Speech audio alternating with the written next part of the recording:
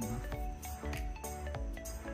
Tapos naka na siya, naka type C charging. Type C.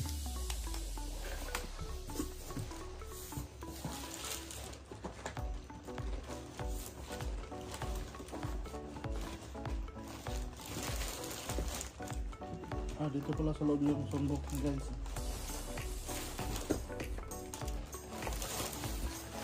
Ito yung kanyang sumbok. Key is series volume 21.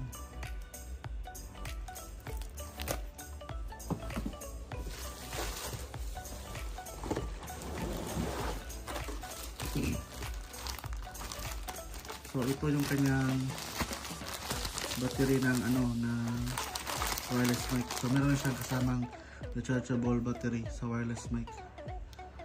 So 900 mAh yung kanyang battery.